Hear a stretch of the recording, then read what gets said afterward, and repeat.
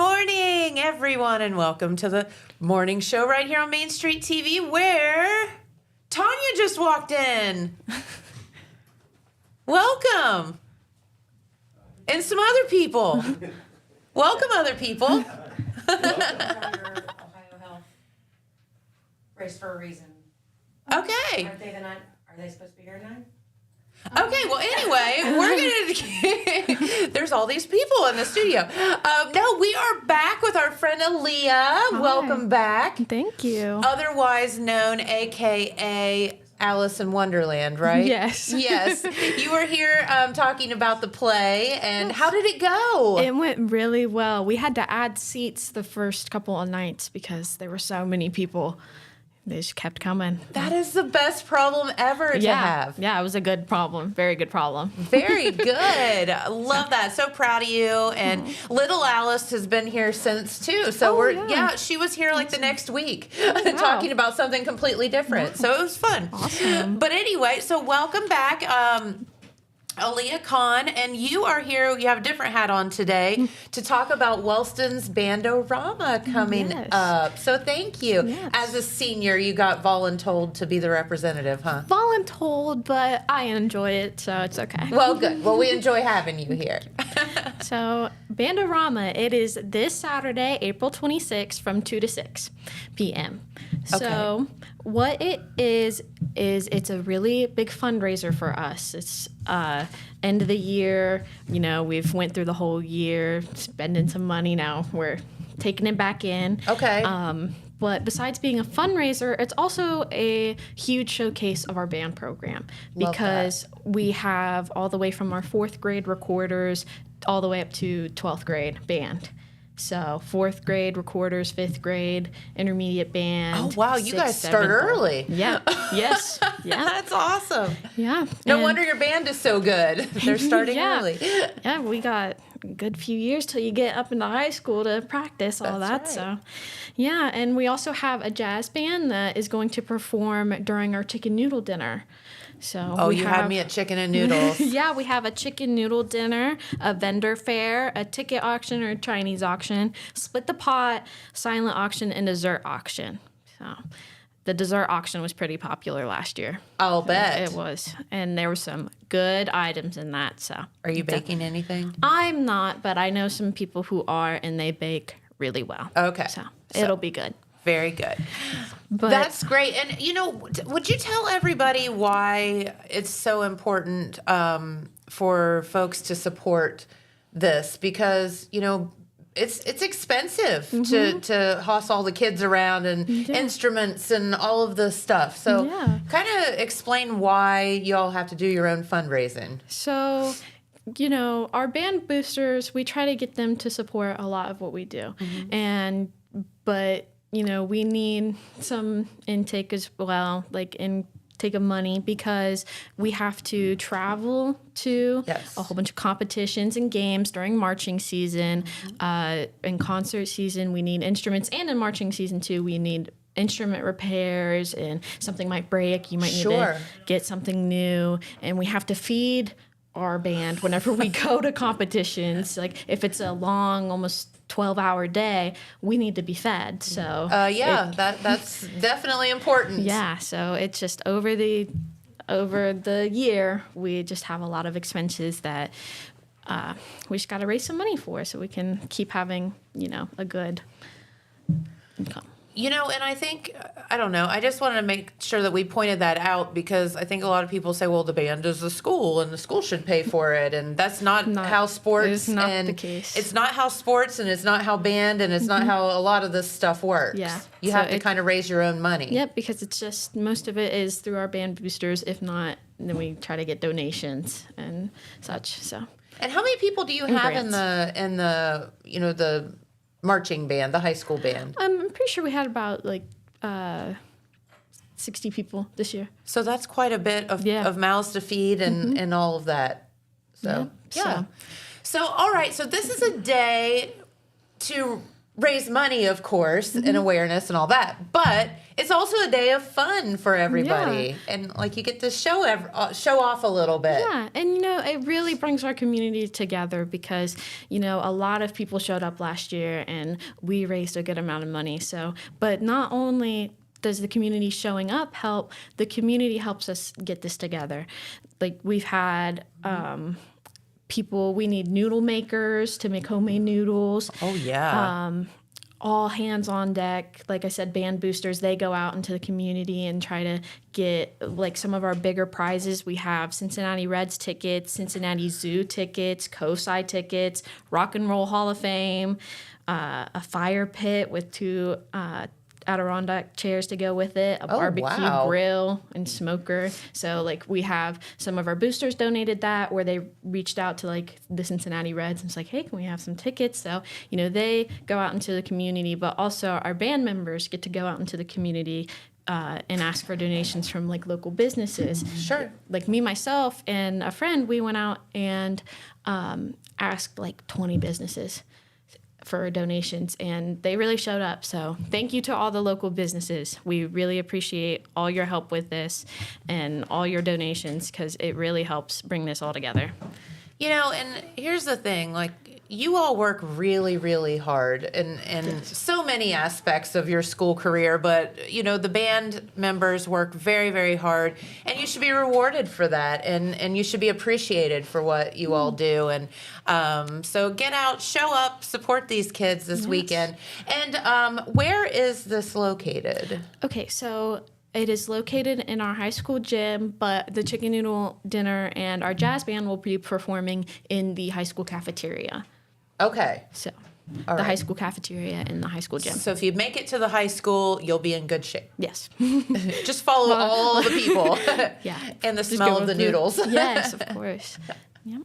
Very good. And so will people be able to just come and go throughout the day? When is the dinner, or what time is the food?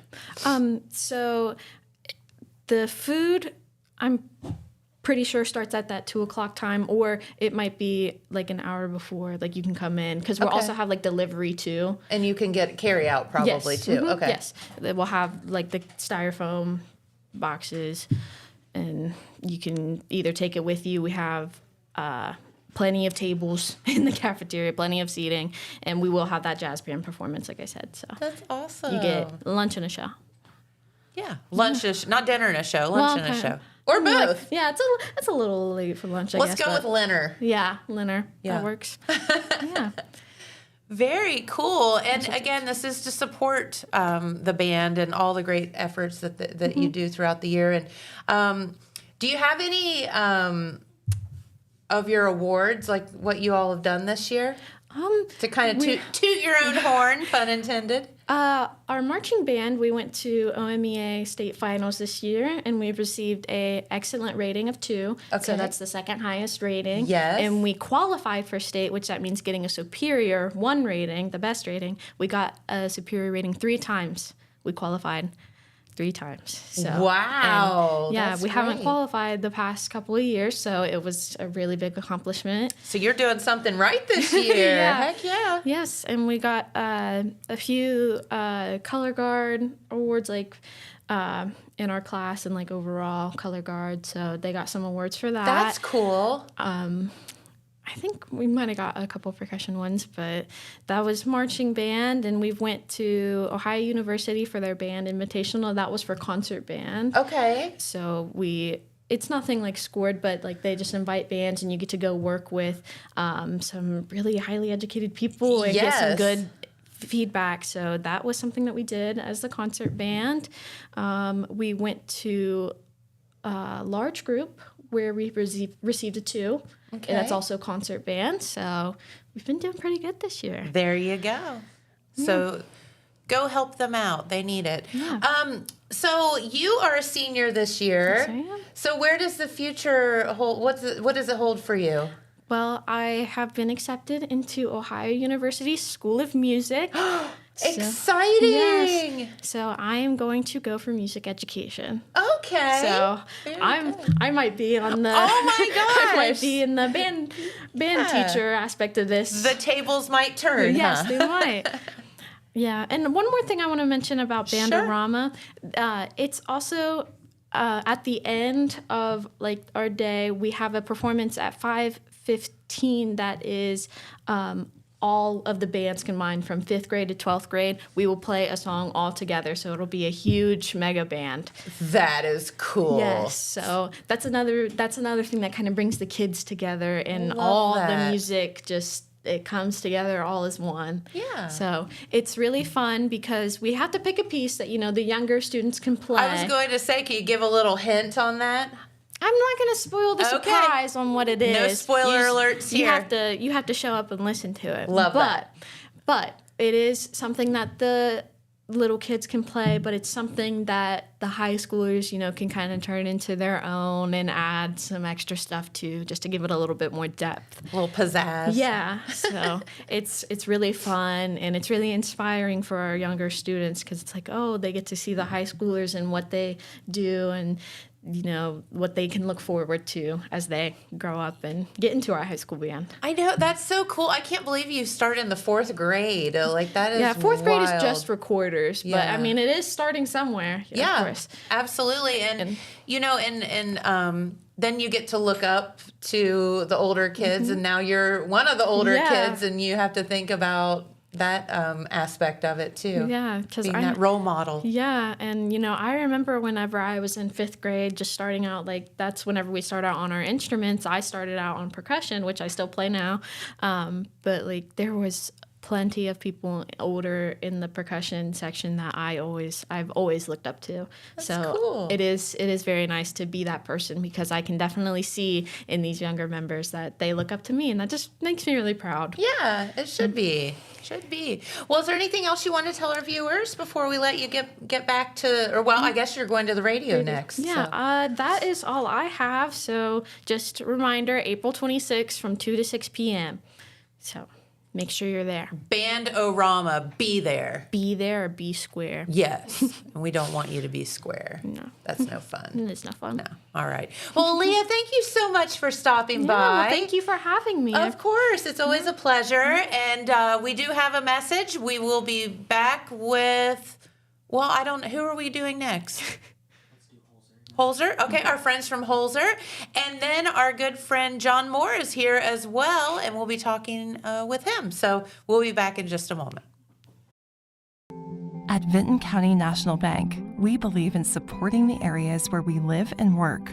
Now, we'd like to honor those who also serve our communities. Our new Community Champions account is especially for first responders, veterans, active military, and anyone employed in the fields of healthcare or education. This account offers rewards, discounts, and other benefits to those who give so much to others. Vinton County National Bank, rewarding those who serve. All right, and we are back with one of our friends from Holzer, and we've laughed because we actually have several Holzer guests this week, and we love having Holzer guests here. So welcome. Thanks for having me. Of course, and this is Kristin, and Kristin, you do something at Holzer that I can't pronounce. Endocrinology. Thank you. I don't know why I can't spit that word out. It's like I have trouble with genealogy. It's a long too. one for sure. All of the ologies. All the ologies. Yes, very good. So tell us a little bit about endocrinology. So endocrinology encompasses all of the diseases they didn't really know where else to put. So we've got thyroid issues, diabetes, osteoporosis. Those are the main things that we do in our practice. Testosterone management and things like that also fall into there. Okay, all right. And I actually did see somebody, wasn't you? I would have been happy to see you, though, because I really like you. I've only been at Holzer since February. That's probably why I didn't see you. But I had a cyst on my thyroid, and they wanted to keep an eye on that for a minute. That's what we do. So I could have seen you, huh? Yeah. Very fun.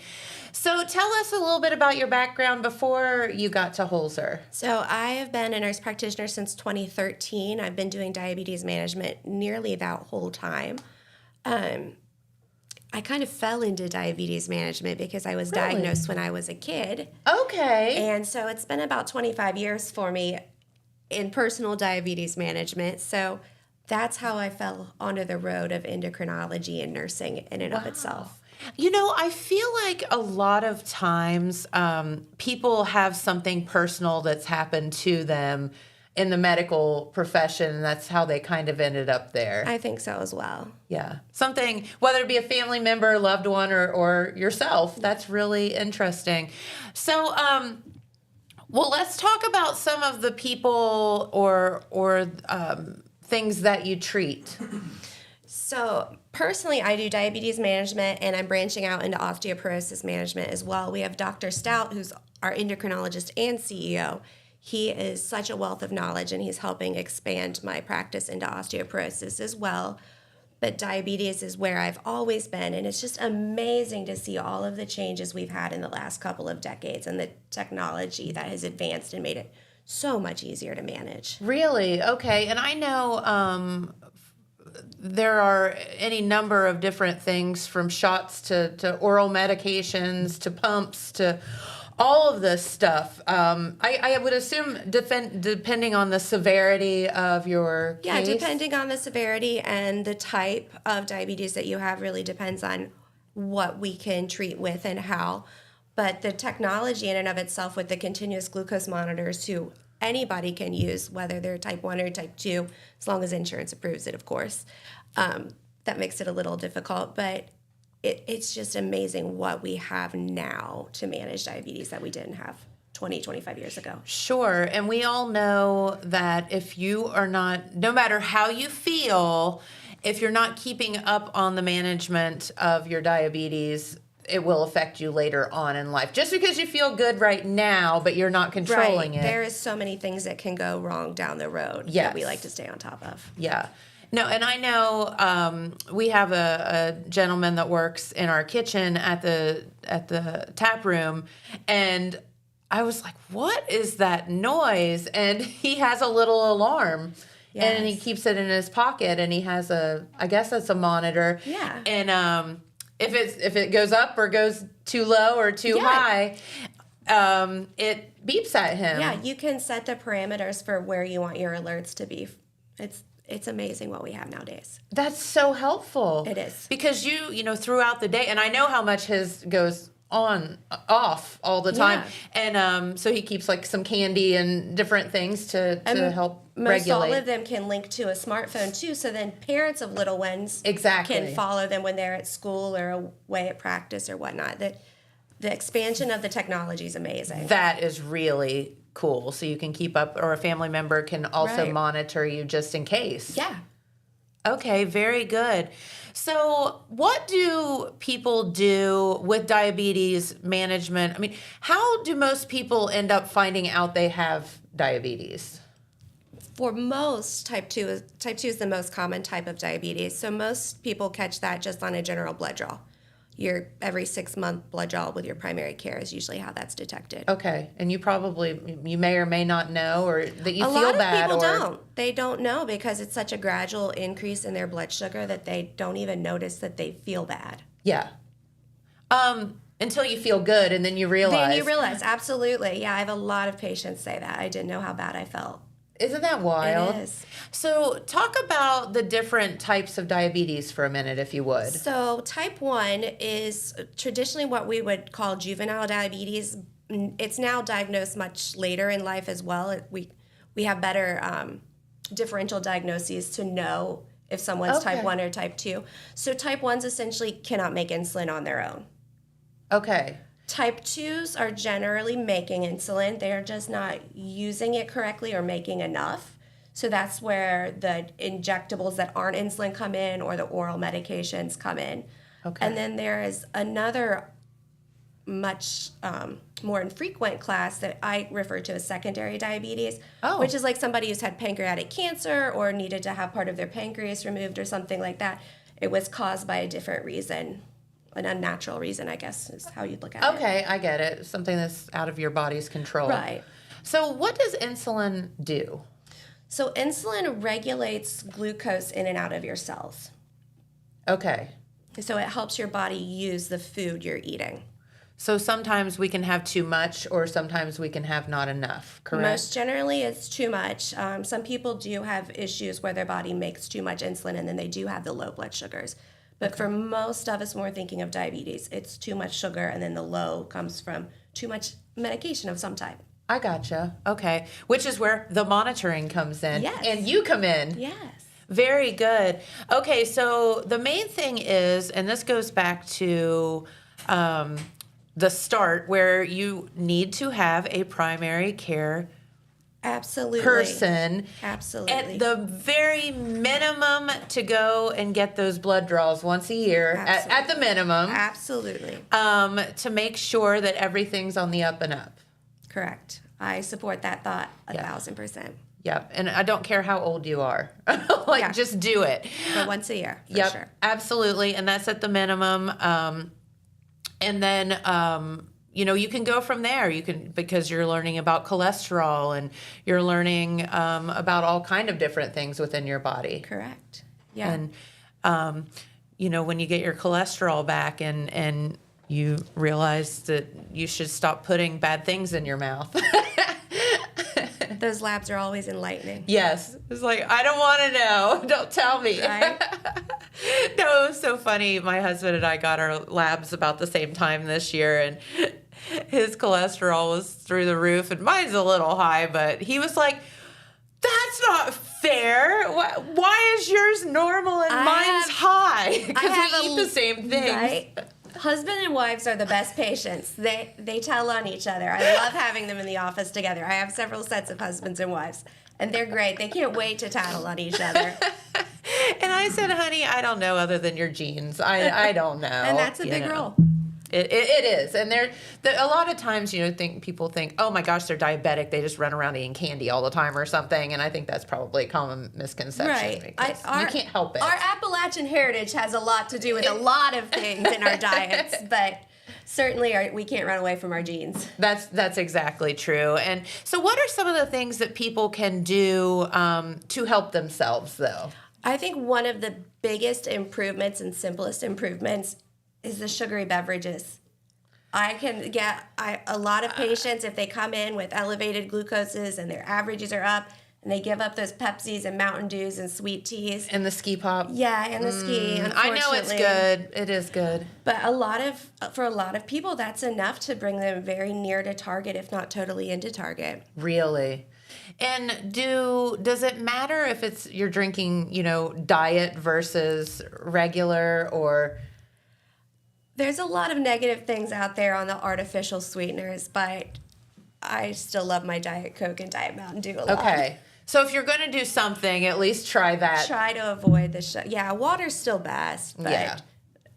but definitely if we can stay away from the sugary beverages, it makes a huge difference. Well, I know I was talking to somebody one day, and she had lost quite a bit of weight, and I said, what did you do? Yeah.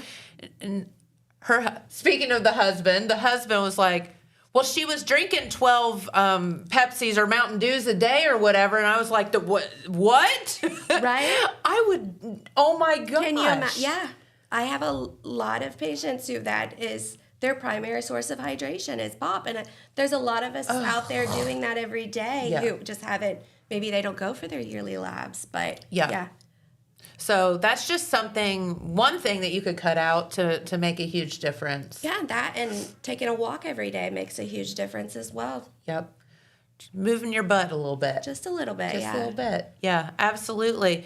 Okay, so how do patients, God forbid, you get those labs back and your primary is like, Just ask your primary care to send a fax to us, to our call center, and we will be happy to get you scheduled. Okay. Especially my Jackson practice is pretty open. We can get you in rapidly in Jackson right now. Okay, very good. And that's where I was going to ask, where are you seeing patients right now? So on Tuesdays and Wednesdays, I'm at the hospital in Burlington in the MOB. Okay. And then on Thursdays and Fridays, I'm at Gallipolis. Okay, the so main. both campuses. Both campuses, yes. Very good.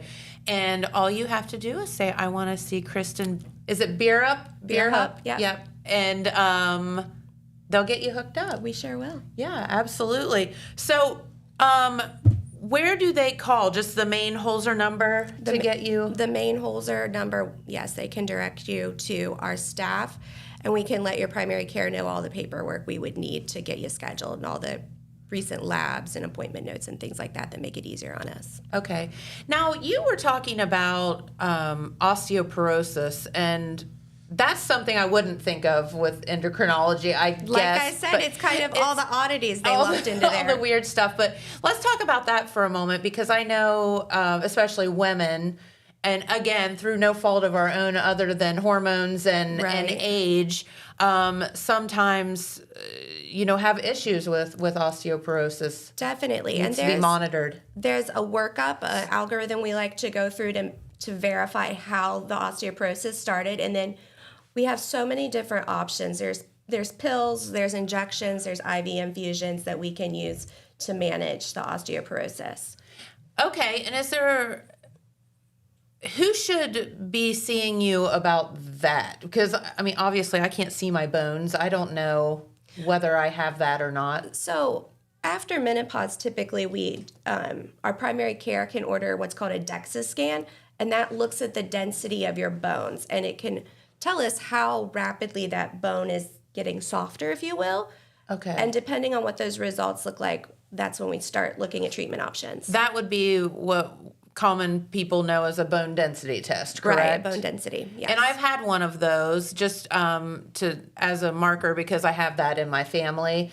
So I had that bone density test like several years ago, just to know where to start from.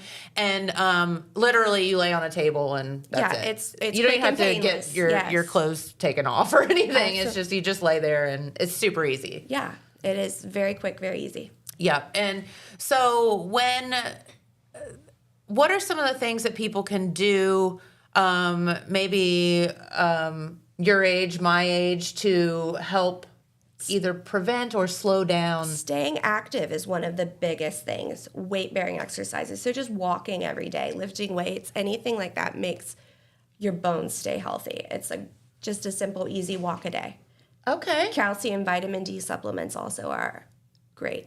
Yeah, and you can actually get like a calcium vitamin with vitamin D and just do the one thing. Right, absolutely. They're out there, they're easy to get. That and a walk a day make a huge difference. Oh, okay. Is there anything with your diet or that you should be thinking about if you are a lady getting ready to, of that age? You can do the calcium supplements, or you can just make sure you're having enough calcium intake every day, which is about the 3 to 5 servings of dairy products. So, unlike my sweet, nice nurse practitioner, health care person, you're telling me to eat the cheese. An appropriate amount. Okay. I'm going to tell Diana Wright that Kristin said I could eat cheese. You told me not to, but she said so. Everything, there's a positive and negative to everything, depending on what we're looking at. That's right. Your cholesterol might not thank you for that, but your bones might. So absolutely. No, I just, as a child, my mom even laughed about that. She said, I hate milk. I think it's the most disgusting. I hate it. And so she took me to the doctor as a baby. It was like, she won't drink milk, and all these kids drink milk and they were like, it's fine. She'll get it other way. So I grew up on a dairy farm, so I loved milk and would drink way too much of it at any given time. Well, you probably had good milk, I though. did. See, I was like real spoiled. milk. But my daughter, when I quit warming up her bottles as a toddler, she gave up milk. She won't drink it for anything. It is icky. I don't understand. She's the same. Yeah. So there are plenty of ways to get it. So don't panic if your kid doesn't drink milk. Well, very good. And are there any other kind of ailments, I guess, that you see people for that maybe someone might not know about?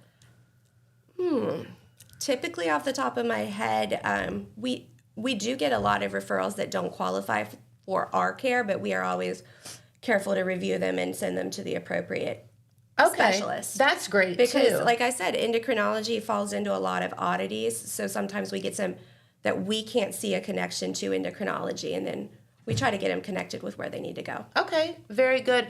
And I was sitting here thinking about something. Occasionally, we have a group of high school girlfriends that get together when everybody comes back into town or whatever.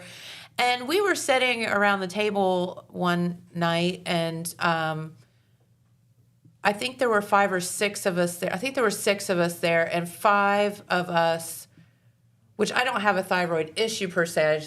I told you I had a cyst on the thyroid, but everybody had some thyroid thing. It's very common. And so, number one, don't panic. But why is that? Is that where we live, or?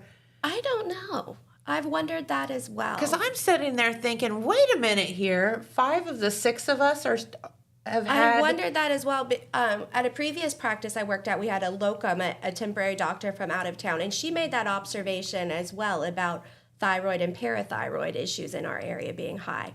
So I've wondered that as well, if there's a connection to other things in our area. It would be an interesting study. Is it in the water? Is it something that's in the air? I don't know, but Right. there's something going on. Right.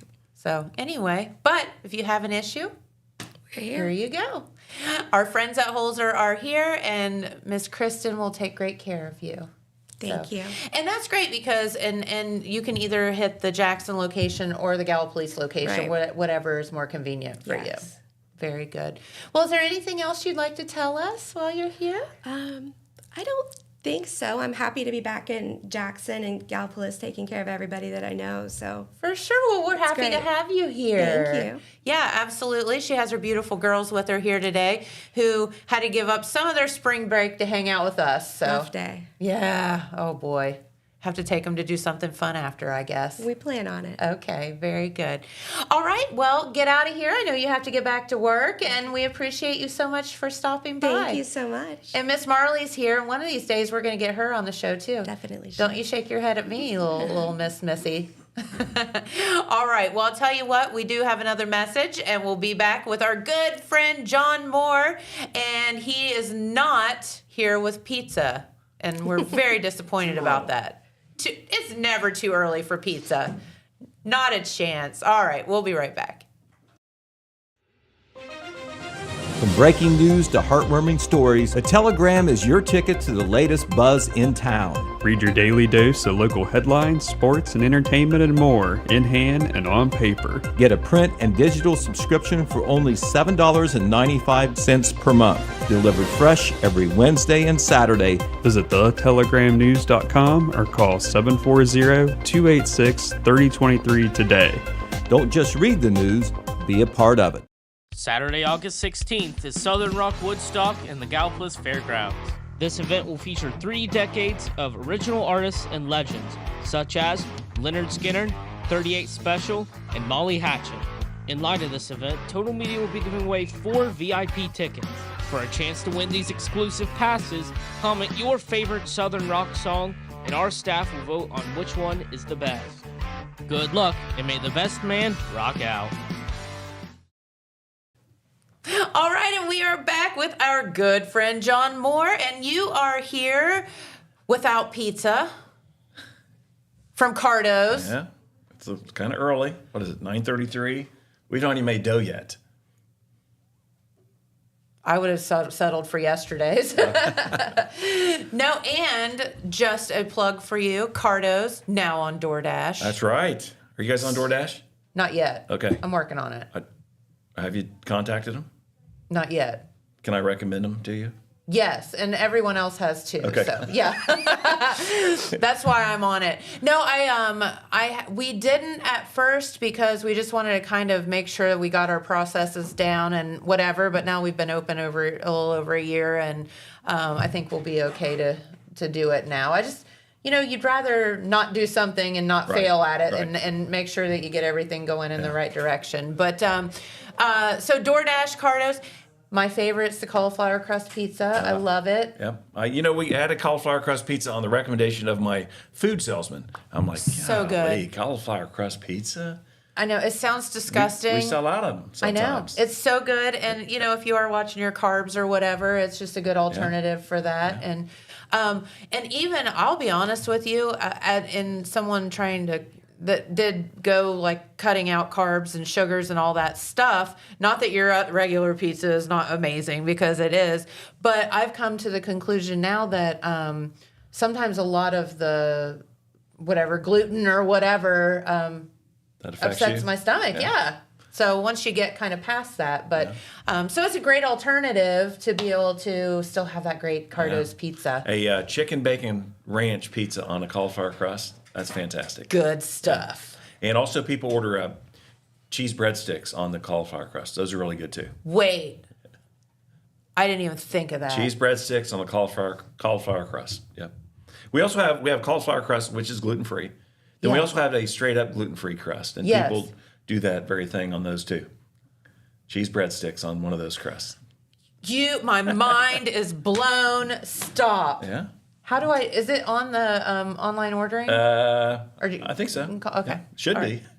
If not, let me know. Sometimes I'll find something on online ordering. I'm like, wow, why is that not on there? Why is that? I know. Or, why is that priced wrong? So, you know how it is. So, Oh, I had somebody send me a message the other day. Justin Skaggs, thank you so much.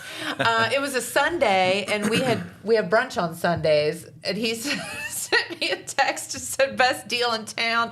And Jamie had put in our brunch burger instead of like whatever it is, $9 and whatever, it was like at 90 cents. nice. And I was like, oh my gosh. One time I had menus printed, and my friend, who was a salesman for, I don't know who he was selling then, he sold everywhere, but he looked at the menus, he's like, I'll take one of these 9-foot turkey club subs you have. 9-foot.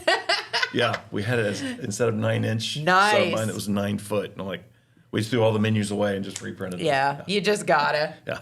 Because there will be that one smart aleck person that says, It's him. I Yeah, need it the was him. 9-foot. Yeah, absolutely. But congratulations, a year at 6 cents. Yeah, since actually about a year and a half now. That's fantastic. Yeah, thank you. My daughter loves going there, and she always brings me food back. She'll take a picture of the menu and send it to me, and she'll order something and bring it back to me. for me. Good deal. Love that. Absolutely. Well, I'll tell you what. I know you're not here with your pizza hat on today, and but you're always welcome to come back and talk pizza, because thank we you. love that. But you are here with your Truth Sports hat on today. So let's talk about what y'all have coming up. All right, so True Sports is a non-profit sports ministry for kids kindergarten through 6th grade that I'm on the board of. Myself, my wife Jenny, and Justin Oyer from Warriors for Christ. Yes. And we offer soccer during the spring and flag football and cheerleading during the fall. So we're in our soccer program right now. Love it. And so I'm here because when we started our True Sports ministry on McCarty Lane, the Bowman family have been so generous to allow us to use that property out there. Sure. And I mean, they have done everything they could to help us be able to serve the community through sports. Yes. And so thank you so much to the Bowman family. Geez, we couldn't have done it without them, literally. Thanks, guys. Yeah. And so we got out there, and these donors just stepped up to help us make it what it is now. Parking lot, worked on the field, all the equipment. First Baptist Church, where Jenny and I originally served with Upward Sports. Yes. They donated all the sports equipment that they had to us. Just have That's been awesome. fantastic. People in this community, as you well know, are Yes. fantastic. They're very generous. Well, because you're doing good too. Yeah, when people see the value in Yes. it, they'll step up and help out, and they have every step of the way. So we've been out there. We've done 3 seasons of soccer. This is the 4th. We've done 3 seasons of flag football at the facility there in McCarty Lane. And what we need, and this is a good thing, is to expand the parking lot. Okay. Yeah, this when we first started, a gentleman who would like to remain anonymous helped us out big time with the donation to help us get our parking lot. So we think, hey, we have like 60 spots. We got it. Okay. On game day, especially flag football and cheerleading, there's not enough spots. So our goal is to, if you drive out McCarty Lane and you look at the parking lot, is to take it even further toward that field behind it, and we get about 30 more spots. And it's Nice. it's about a $30,000 Oh, wow. proposition. Yeah. The same donor that helped us years ago is paying for half of it. He said, if you can raise the other half, we'll donate the other half. So Wow. He's got $15,000 there waiting for us if we can raise $15,000. So we've got the word out recently, and Pete Wilson did a wonderful article in the newspaper about it. And so we've had we're up to $2,000 in donations. So if we can get to $15,000 in donations, this gentleman who's been so instrumental in what we're doing will donate the difference, and we can get our parking lot expanded. That is so good. People say, "Oh, you don't have enough parking spots on game day." That's a good problem to have, Isn't it? But it's a problem I'd like to resolve. Yes. Yeah. Yeah. So it's not an issue. It's not going unnoticed. It's just, there's money involved in a lot of this and effort. So tell our viewers a little bit about Truth Sports and why it's important for these kids. So we carried on what Upward Sports had, and which is it's crazy in American society that 90% of every American will have an experience with sports once a week, whether it's playing sports, watching sports, keeping up in scores. That's just who we are, and it's our little competitive sides coming out. I think. I don't know. So plus, it's just good for exercise. It's good for what Kristin was talking about. Get out and move your butt around a little bit. And so Upward Sports from Spartanburg, South Carolina, they had a ministry, and they realized that ball in whatever sport you're using will bring people in, and you can have a ministry aspect of it also. So our mission statement is to offer first-class sports experience for every participant and their family while sharing the good news of Jesus Christ. That's our mission statement, and that's why we do it. Yes. We're out there doing all that work, so we have the opportunity to tell kids and their family about Jesus Christ. That's why we do it. That's right. And no one makes any money.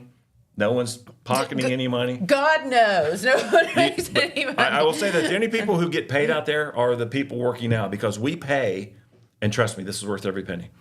We pay 2 assistant coaches from the University of Rio Grande men's soccer team. Yes. And 2 former players from Rio Grande. One guy's from Colombia, one guy's from Brazil. Isn't that amazing? They run the entire program, the entire soccer program. They do the trainings. So cool. They coach the teams. They referee the games. It's fantastic. Oh, my gosh. For our kids in this area to be exposed to that level of coaching from people who've played at higher levels and stuff, it's fantastic. Guys like me, and I'll throw you in the same category, and ladies like you should not be teaching kids in this area how to play soccer. Oh, absolutely not.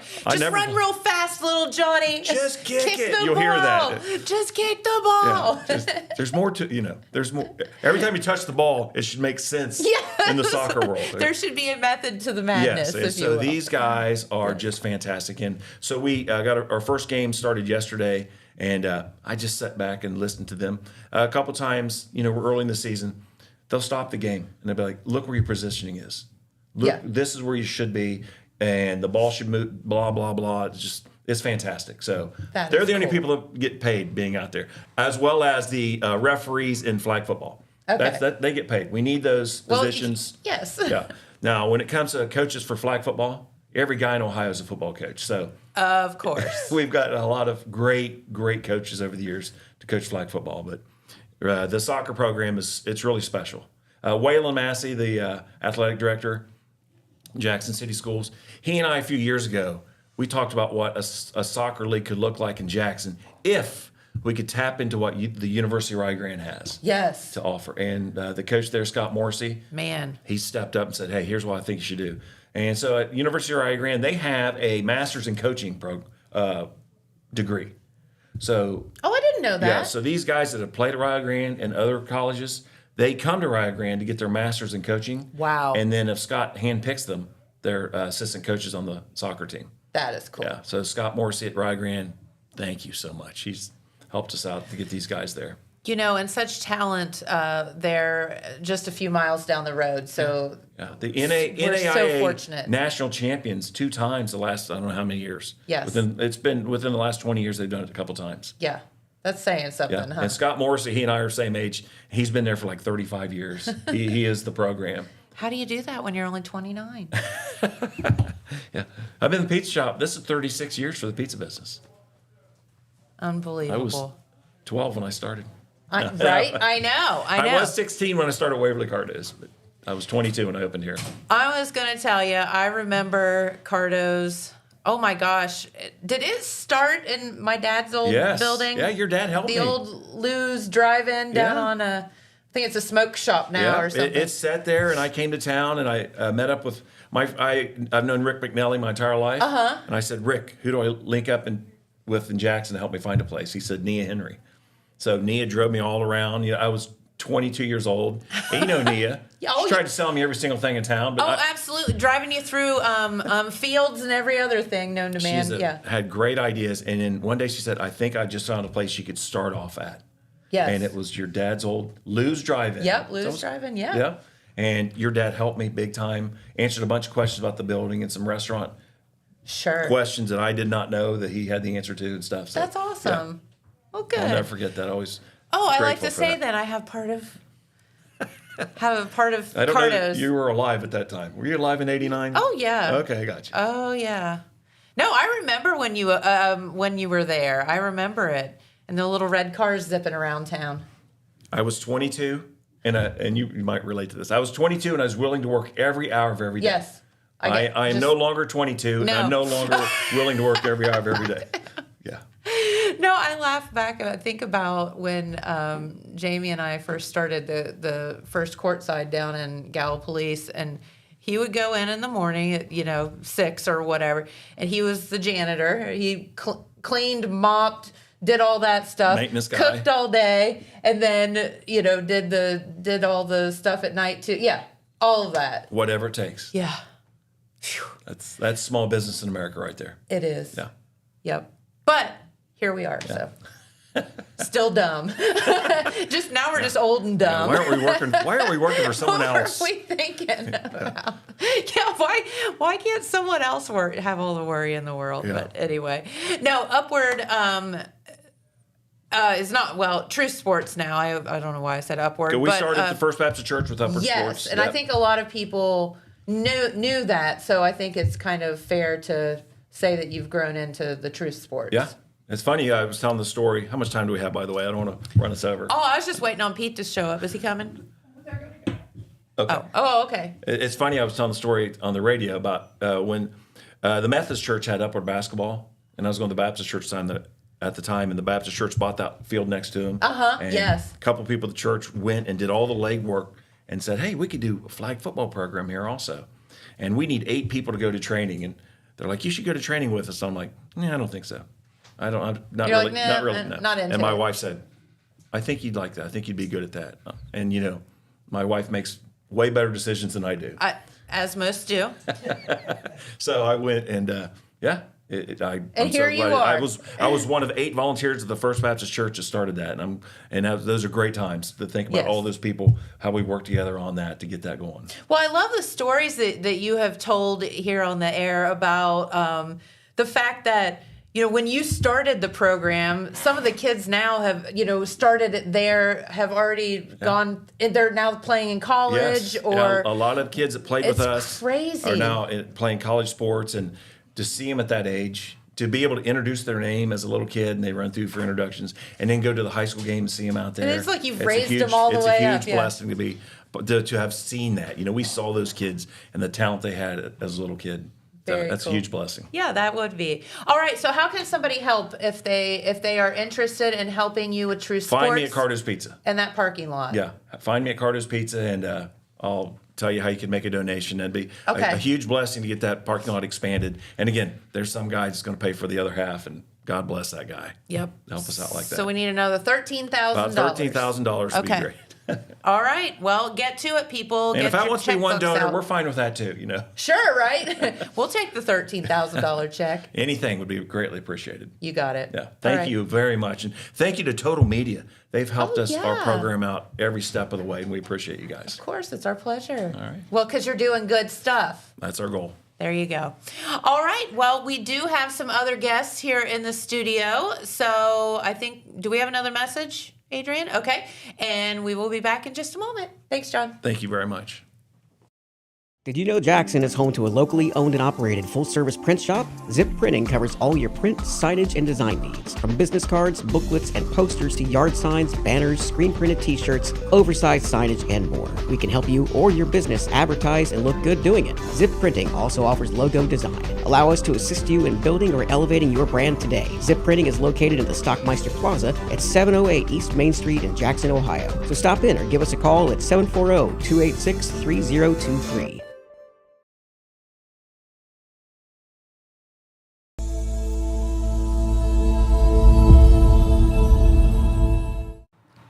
All right, and we are back with Bill and Tyler, I'm told, That is correct. as Tanya brought you in. Were you hanging out with her this morning, our sweet Tanya? We were on Pure Rock this Oh, morning. my.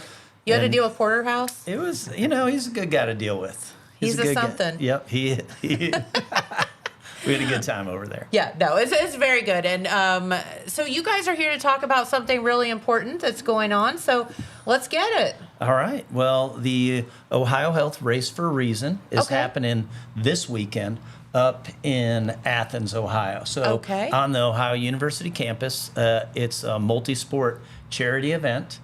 $10 of every race registration goes to whatever charity or nonprofit you select from our list of 28 charities and nonprofits that are involved in the race for this year. Okay, that's cool. So Jen signs up for the race, and I get to pick where 10 of my dollars go. Correct. Okay, that's pretty cool. Yeah. Love that. Yeah, so we're a 2-day event. There's a youth event called Splash and Dash, which is put on by the Ohio University Patton College of Education. Okay. And that event happens on Friday evening. Warm-up for it is in the Aquatic Center at Ohio University Okay. at 5:30. It's a 6:15 start. And for ages 7 through 10, it's a 100-meter swim in the Aquatic Center and then a 1-kilometer run. And Oh, then that's great. for ages 11 to 15, it's a 200-meter swim and then a 2K run. Let's see. So if I remember my lifeguard training, is that up and back and then up and back for 200 meters, right? Because it's going to be set up long course, so Okay. 50 meters. So it'll just be up and back for the younger yeah, ones, and then two. Yeah, and then Two up and backs for the other. two up and backs for the older ones. You Yep. know, here's the thing. Swimming is hard. So it's no easy feat for these kids to do that. Plus, then they have to run. So that's a Yep, great thing. yep. They'll be tired. It's a precursor for the triathlon. And then the next day, Okay. there are 4 events that are going on almost simultaneously. Okay. So there's a sprint triathlon and duathlon for those people that don't like to swim. It's a run, bike, run. But that's happening. The start is in the Aquatic Center again. For the duathlon start, it's on the 50-yard line of Peden Stadium. Okay. And really, all the other start and finish lines are in the 50-yard line of Peden Stadium. And the triathlon transition area is there as well. Okay. But 7:30 for the triathlon, then 9:30 there's a mud run put on Ooh, by that sounds fun. put on by Ohio University Army ROTC and presented by the Ohio National Guard. That mud run is either a team event or an individual event. Okay. A lot of different obstacles out there, probably about 20 different obstacles or exercises you're going to Yeah, be get doing dirty. along the way. Yep, getting dirty at the mud run. And that's about a 3.4 mile run Okay. at 9. Not easy. Not easy with a whole lot of other stuff in, but 5-person teams or individual. And then at 9:45, there's a 5K run happening, and that is the Quidel Ortho 5K run, and that's presented by OUCU Financial. Okay. And that starts again on the 50-yard line of Peden Stadium. You get to go down the bike trail. It's an out and back, great Gotcha. race. And then Pretty too. yeah, and then a 3K walk. So the Pure Rock 105, XTQ, That's more my speed. 3K walk, and that's presented by Holzer Health Systems. Okay. And then if people can't make it to the race, but they want to be involved, we have a virtual race, which is put on by the Heritage College of Medicine. So we have people, like a lot of people, Tyler's in the sports administration graduate program, Okay. which really helps put on the event. I'm just the figurehead here, and his classmates are doing all That's the work for awesome. this event and kind of application of what they're going to be doing once they graduate. Thank you for doing that. Yeah. It's a great opportunity to be able to just kind of see your work come to life and be able to actually help people, especially in the local community of Athens or like Southeast Ohio. So it's just really rewarding when you see it all come together, see everybody get there for the race and see like how much good you can actually do with it. You know, and I think that's really cool. And I love that you are giving people the opportunity to choose what charity they want to help. How did this all come to be? You know, this was 2 different events at one time. Okay. So it was, I retired from the military, and I'm still working in ROTC right now. Thank you for your Oh, service. thank you. It was a pleasure. But when I was working in Athletes in Action, which is a campus ministry, we started. My boss said, "Hey, I'd always like to do a 5K." And I was like, "There's so many 5Ks. They're a dime a dozen. They're everywhere. I said, "There's really not a triathlon in the area." And I grew up swimming and then moved into the sport of triathlon for a while. So we put on a triathlon back in 2011, which was the Athletes in Action Triathlon. Okay. And I was doing a class for triathlons through WellWorks, which is kind of a community fitness center on campus at Ohio University. Okay. Kind of getting grassroots advertising for the event. And one of the people in my class was the head of the Center for Sports Administration. And they were breaking off from the spring football game and going to do a 5K and a mud run for the first time. And so I helped with that event. And then the next year, we combined that event. So it used to be called Run for a Reason, and the Athletes in Action Triathlon came together to form Race for a Reason back in 2012. Makes total sense. And Ohio Health has been on board as the overall race sponsor for that since that time. So Tyler, how do people find out more information or how to participate in this? Yeah, the main way would be to go to www.ohioraceforareason.org. That's just the main way. That's our website. There's a lot of information. The schedule's on there. You're able to sign up for any race that you want to be on. And then there's just all the information about our reasons, and then some pictures and things like that where you can see just what the race is all about, how much it actually helps people, and then, just be able to sign up. We're trying to get back to the numbers that we used to have. Sure. We used to have a lot more. We're actually ahead of what we've been doing the last few years right now. I think people are starting to get more out and about again. Yeah. It took a minute, but Yeah, definitely. you know, those global pandemics, they tend to put a damper on things. Yeah. Yeah. But we're just trying to get back to where we were. And like I said, www.ohioraceforareason.org is where you can find more information and where you can sign up to race. Very good, and it's not too late to sign up. Nope. No, we'll take registrations and walk-up registrations. We would rather you do it online. Sure. That works better for us. Yeah. But you can come race morning and sign up. Very cool. And where? So, I think a lot of it starts kind of at the football stadium, which is pretty easy to find. It's the giant football stadium right off the highway. Correct. You Correct. can't really Yep. miss it. And there's parking in the Peden parking lot and the surrounding parking lots around there. Okay, and I'm assume you'll have signage and all that as well. Correct. Registration will be in the Grover Center, which is right beside the football stadium, right across the street. So there'll be signage. You'll be able to figure out where to go. Okay, very cool. And again, all of this will be this weekend? That's this weekend, this Friday and Saturday. You don't have much more time to train. Get on it. Well, you get that 3K walk. Hey, I think that's more my speed. All right. Like I said, I can do 5K that. run. We can fake that as well. There you go. Maybe next year train up for the triathlon mud run. The mud run. No, that sounds like a blast. 5-person teams go over the obstacles together. You're going over a whole bunch of obstacles that's part of the ROTC obstacle course, which is up in the Ridges. So. Oh, okay. I wondered about that. So where that was. It'll go across Richland Avenue and then head up to the Ridges for some fun. There'll be cadets out there from the Army and Air Force ROTC program, cheering you on and keeping you safe on the obstacles as you navigate those together. That will be a blast. Mm-hmm. Very good. I think I heard a rumor that Main Street TV is putting together a mud run team, and the 3 people in this room are on that. I don't want to speak that into life. Wrong. I'm just gonna say no. Yeah. I'll tell you what. I would come and cheer for other people. All right. That sounds good. But it's hard to get mud out of these curls. Okay. Yeah. All right. You know. Understandable. It's a good excuse anyway. Yeah. Although you could do the mud facial. You could. So it's good for the skin, I hear. Lots of opportunities. Yes, that is true. Next year. Okay. We'll start training now. So is this something, will you guys be participating in, or personally, or are you just running the event? Yeah, I mean, I would love to be able to participate in it, but I mean, there's just so many things to do and things that are going on at the same time that we just kind of have to be, giving the awards, doing all the presentations, making sure all the sponsor stuff is going well. So, I mean, there's just so many other things going on. But, I do wish I could participate in the actual race. Absolutely.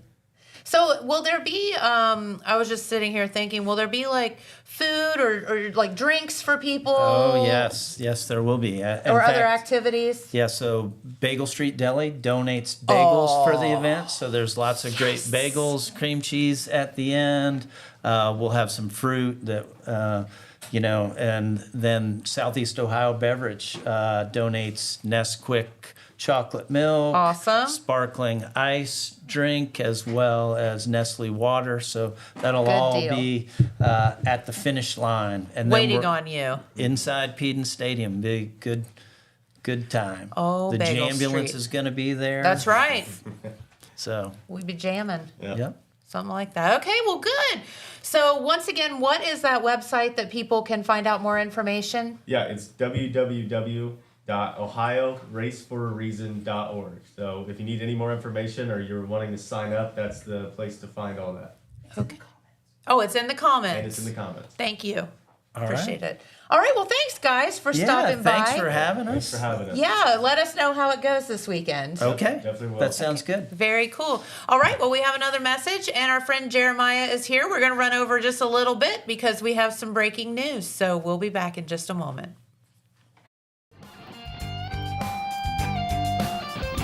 Hello, friends at the Marquee. It's Stevie here.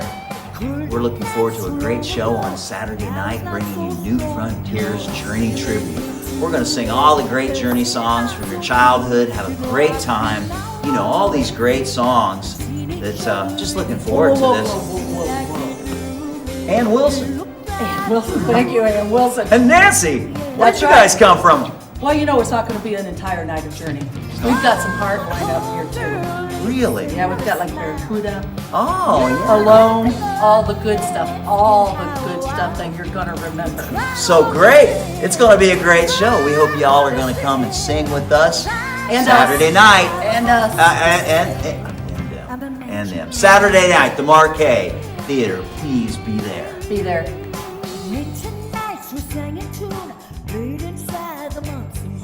Never think of never, let the spin last forever. The summer love will pass the fall, trying to realize it all. Mama says she was going up in a hurry. Running out of control, getting close to the end. What the best of the situation?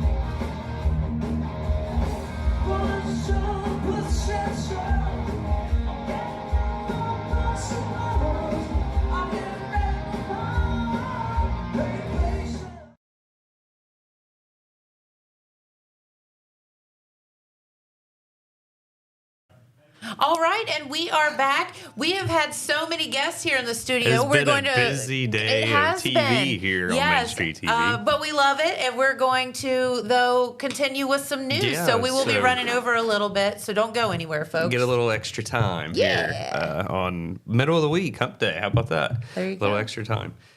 So last night I was in the city of Wellston and went to a Wellston City School District Board of Education meeting. It was a special session Yes. that they had last night. It was like the quickest meeting I've ever been to. One thing on the agenda, and that was the hiring of a new superintendent. Okay. So, so the new superintendent, his name is Scott Dorn, and he will be the new superintendent for the Wellston City School District. Okay. The board voted 5-0 on Tuesday evening, April 22nd, to employ Scott, and his last name is Dorn. It's D-O-R-N-E. Okay. Dorn. And he was awarded a 3-year contract that will begin on August 1st, 2025, and it will end on July 31st, 2028. And they also approved a contract up to 19 days for him to do consulting work to be completed in the month of July of this year. Okay. Which I'm guessing he'll be doing some work with the current superintendent. Sure. His Dr. Brian Rao, his contract ends at the end of July. Okay. And so after the short meeting and their vote on those 2 items on the agenda, there was a meet and greet with light refreshments there. And this all happened at Wellston High School. It's where they usually do these kind of meetings, I guess. Sure. They got a little more room there than they do at the at the administrative office. Allows people to be able to spread out, more people to come. But the administration, staff, and public, a lot of them were there. And there was many people in attendance. And here is a group photo that I took of the board along with the new superintendent. So there, from the left, that is Wellston City School Treasurer Laura Briggs, Wellston School Board President Terry Gill, and newly hired Wellston City School Superintendent Scott Dorn. And then Wellston School Board Vice President Roger Rader, Wellston School Board member Adam Massey, John Jackson, and Brian Kilgore. So that is a group picture of them. And then I got as I like to say, a mugshot of the new superintendent there. So they're A mugshot. They're up close and personal shot of your new superintendent there in Wellston City Schools. And this time around, the Gallia Vinton Educational Service Center assisted the Wellston School Board in the hiring process for superintendent. And I talked to the Gallia Vinton Educational Service Center superintendent, Dr. Dennis Shockley, and she was there last night and told me that there was a total of 11 applicants that had applied for superintendent this time around. Okay. And the school board examined the applications of all 11 candidates, and they chose 6 that they wanted to interview in round 1. And then in round 2, they narrowed the field of candidates down to 3 before they settled on Mr. Dorn. Okay. So what's his background? Yeah, so Dr. Shockley explained that Dorn had quite an impressive background with good academic credentials and wonderful work experience. I talked to Mr. Dorn. I let him have a little space after the meet and greet there to kind of mingle, as I usually do, because I don't like to interrupt him and his talking to his folks there. He told me that this is his 35th year in public education. His career in education dates back to 1991 when he began teaching the classroom. He was a mathematics teacher. Okay. And he was also a track coach. The majority of Dorn's career has been spent with Westerville City School District. Oh, okay. And he, after spending several years in the classroom, he moved on and held other positions and roles. And I'll just go through these. Kind of a variety of. He's been a little bit of everything. Okay. During this 35 years, he was the Advanced Placement and International Baccalaureate Diploma Program Coordinator. Say that 10 times fast. He was a AD and athletic director. And he was an executive director of facilities and operations, assistant superintendent of operations, and currently he is the deputy superintendent for the Westerville City Schools. And he did have a 4-year stint as an AD at Worthington City Schools. Wow. So okay. out of his he's in his 35 years. Like I said, the majority of it was spent in Westerville, with only 4 years being spent in another school district. Okay. So pretty. Moving down to Southern Iowa, huh? Yeah. So he's actually. We already talked about Dr. Rao leaving. Dr. Rao has been superintendent since mid 2022, and he had submitted his letter of resignation. It was back in February, and his contract is up in July 31st. But no, he's familiar with the area. His wife, I think he said 28 years. She's from here, has family here. Okay. I think. Sounded like she was from Guy County. Okay. So nearby. And I think they still have family that live in the area, because he mentioned a few in-laws of his that still live down this way. He said he really enjoys Southeast Ohio. And I had talked to him about his vision and kind of plan for the district, and he kind of gave me some comments on that. I can't remember it all off the top of my head, but we talked about that. I'll have all this in like 1,000-word story that I'm still trying to wrap up after last night. I was up till midnight last night, trying to get through all of everything that was said and everything.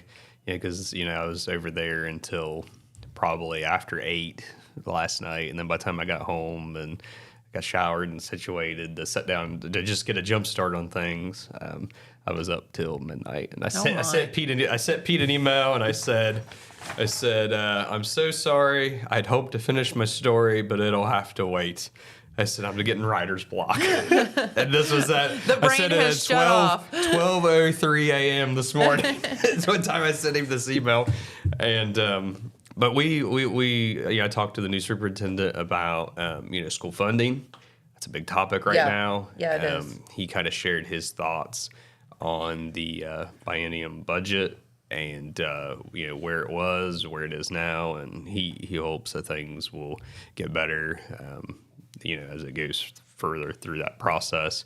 I kind of told him, I said, I'm sure you're aware that Wellston is in financial is going to be heading into the red here, is what the 5-year forecast was showing prior to all this school stuff happening. And he said, we have to get through the next 6 weeks, which I guess he's talking about, the budget. And he said once the state kind of decides what they're going to do, and that way we know what we have to work with, then as a community we're going to have to figure out, what we do together going forward. Yeah. And real nice guy. It was easy to talk to. I was hoping to have a video interview, but I kind of asked him, I said, do you care if we do a video interview? And he said, yeah, he wasn't really video shy, but he just kind of wanted to chat at that point. So we just kind of talked. It's a lot, probably overwhelming. Yeah. No, he said everybody was real kind and friendly. And trying to think of if there was anything else that he said. I know he's got 2 adult children, both daughters, and they I can't remember what each of them do. And his wife's name is Ann, and like I said, I think she's from the Guy County area, and they still have family down here. But he really loves the area and said that he was excited for the opportunity to come to Wellston City Schools, and he hopes to work with everybody here and work hard with the teachers and staff and be here for the kids and everything. I think that is the most important. Super nice guy, and I was hoping Telegram editor Pete Wilson would be here to break some other news, and I don't want to steal his thunder. I don't know was he still on the phone? Do you know when you went by? Yeah, he's So he's on the horn. I guess I can go ahead and say he was on the horn with Lynn Fruth, who is the president of Fruit Pharmacy. And we had heard some news yesterday on social media that Fruit Pharmacy was closing in the city of Wellston. And when you go ahead and throw the picture up here of this is a picture I took last night on my way to the school board meeting. This is Fruit Pharmacy, and it also has a walk-in clinic there of Holzer as well. okay. And Pete was trying to track that down as well to find out, even though that Fruit has announced that they are closing, what happens to Holzer. And that's a fair question. He was trying to track that down, but I can go over a few little details here just to kind of give him just a little more time maybe to come in. But they have signage posted on the door. It says, "Attention customers, this location at 120 West 2nd Street in Wellston will be closing permanently on Monday, May 5th. And it says, you do not need to do anything. Your prescriptions will be available at Walgreens in Jackson." So unless you go in, what is it? He's still on the phone. Still on the phone. Okay. It says if you don't do anything, if you don't go in and do anything, then your prescriptions will be transferred to Walgreens in Jackson. Okay, which that was interesting. We were talking off the air during the commercial that that means no pharmacy in Wellston. Yeah, no, there's no other pharmacy in the city of Wellston. I will say that just some of the conversation I overheard Lynn talking with Pete, Sure. She talked about, they hate to, pull out, because she knows that there's a lot of folks that walk to that pharmacy to get their prescriptions. And so that that is a concern. But there's, they got to look out for, I guess, their business too. Well, it's this is one not of two a decision stores they took lightly. Yeah, no, I don't think so by any means. I heard her say, they've been kind of hobbling along the last several years, and I'm sure Pete would be able to talk in more detail as to why that is. I think there's some different things that have to do with, cost of Sure. And what they get back and stuff like that. I can't even imagine trying to run a pharmacy. Yeah. What that would entail. Right. And I will say there is another store or another sign on the door that says store closing. Select departments are 25% off store wide final days, it says. Okay. So that's all on the window. And like I said, I don't know what happens to Holzer at Fruit Pharmacy. I was looking back because I can remember, Fruit Pharmacy's been there for a long time. Oh my gosh. But they tore it down. Okay, in the last decade, they tore it down. Okay. And rebuilt. They rebuilt a new building. It was like they broke ground. It was in November of 2015. And then they had a grand opening. It was September of 2016. Okay. So it's been in the last decade that they built this new facility, and it's there. And Telegram editor Pete Wilson's here, so I'm going to give him my chair, and he can kind of fill you in on where we are on the Fruit situation and the other things. I've already talked about the new superintendent in Wellston, so yeah. When we touched a little bit on Fruit, sir, but maybe you can kind of talk a little bit more there since you talked to the main lady there. Yep. Come on over, Pete. Thanks, Jeremiah. Yeah, he kind of made the announcement, but I'm sure you have more details. Okay, well, our cup runneth over today. Lots of guests here on TV, lots of news to report. And so, we can hold some of it to tomorrow, but we do definitely want to discuss, inform on the superintendent situation in Vinton County, because it's what's the odds of two superintendents out of our four being hired on the same evening? But that's exactly what happened last night at Vinton County High School. The Vinton County Local Board of Education had their regular meeting, but the most important piece of business came almost at the very end of the meeting, and that was the hiring of a new superintendent to replace the retiring Rick Brooks. He will be leaving at the end of May after about 13 years, I think, as the superintendent. And on a 3-2 vote, so, it wasn't far from unanimous, the board selected a gentleman by the name of Brad Silvas from Washington County to be the new superintendent. And he will, Red Thompson was there to report on that. And he did a video interview with Mr. Silvas that we can show here on Main Street TV. So you can not only see Mr. Silvas, but hear from him as well. Okay. Okay, we're here in MacArthur at Benton County High School. Benton County has a new superintendent, Mr. Brad Silvis, and he was hired tonight by the Benton County Local Board of Education. And can you tell us why you applied at Benton County? Tell us a little bit about your background and what you're going to bring to the table. Well, I grew up in Beverly, Ohio, which is over in Washington County. Graduated from Fort Fry, so I always have enjoyed working in school districts that are very much like what I grew up in, and I would say that Benton County is definitely like that. So that was one of the main things that attracted me to the position. Was I grew up on a farm, and I love driving through and seeing all the farmlands and rolling hills. So looking forward to get started. And I've been in education now, I think 32 years or so. I've stopped counting. It's been a while. And this was my 10th year as a superintendent. Was a math teacher for many years. So I love education, love being around the kids, and looking forward to get started here in MacArthur. Tell us about your thoughts about education, your staff. What do you, when you work with your principals, your intervention specialists, your treasurer, what relationship do you like to have with them? Well, we are one team, and our goal is to be here for our students. So you'll see me out in the buildings, you'll see me at events. I work with principals, teachers on a daily basis.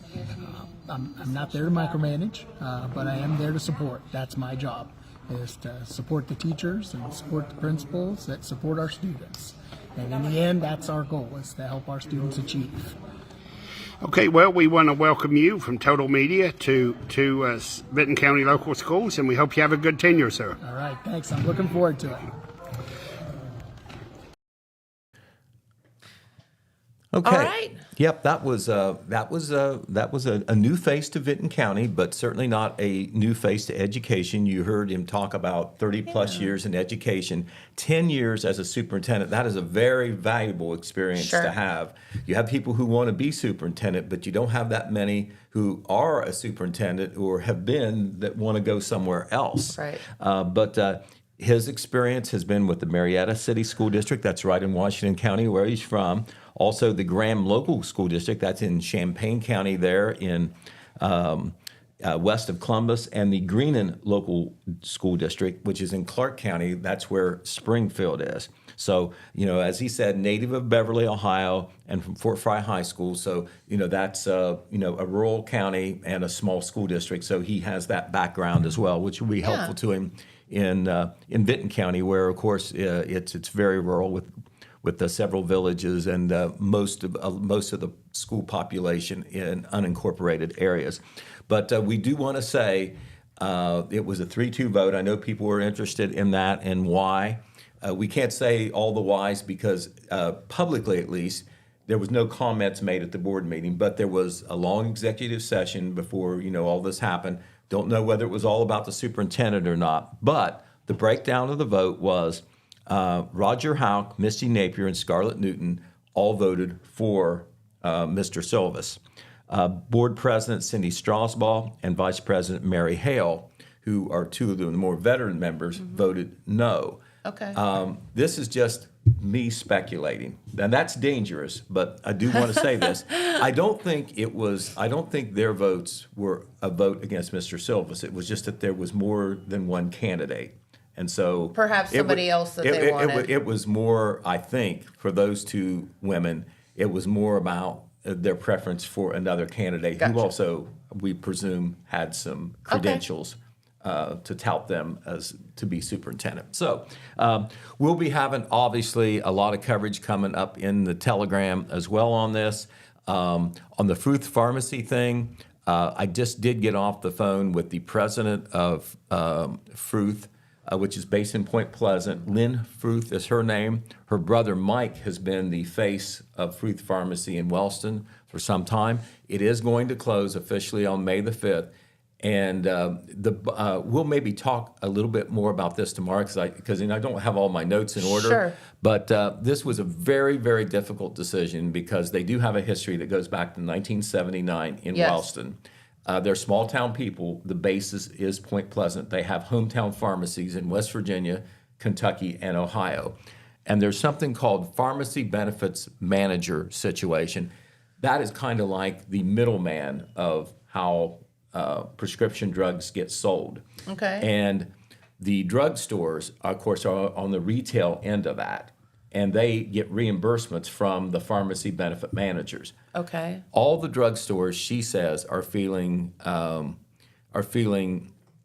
pressure because the reimbursements are not adequate and they cannot control it.